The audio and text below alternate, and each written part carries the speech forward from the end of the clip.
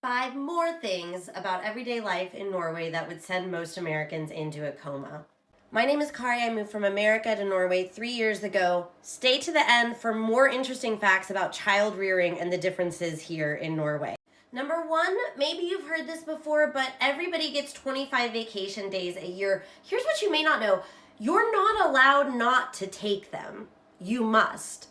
You must go rest. And they will say it to you that way. I have had administrators say it to me. Everyone needs rest. You must go. Number 2, dogs are basically a sporting hobby here. Everybody is outside hiking and biking and cycling and skiing all the time, and dogs become part of that, to the extent to which one of the major pet store chains with pet supplies is called Dogs as a Hobby. It also means people even have timeshares in their very expensive hunting dogs and share them between families. It also means that some of the least common, most rare breeds in America, like flat-coated retrievers and Gordon setters, are some of the 5 most common breeds you'll see in Norway, because they're specialized hunting breeds with no much of a use in America, but in Norway, they use them. Number 3 is about driving again. You can't just drive, you have to be good at driving. You have to learn how to drive at night on ice and take courses. You have to learn CPR so that you can help people if there's an accident. In fact, if there's an accident and you drive by it without helping, you can be criminally liable. Number 4, this is completely opposite to America.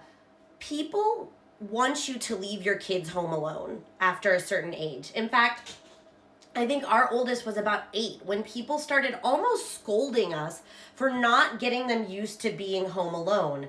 Which, if you're Norwegian, you might not realize it's illegal, as far as I know, to leave your kid home alone before 12 or 13, depending on the state.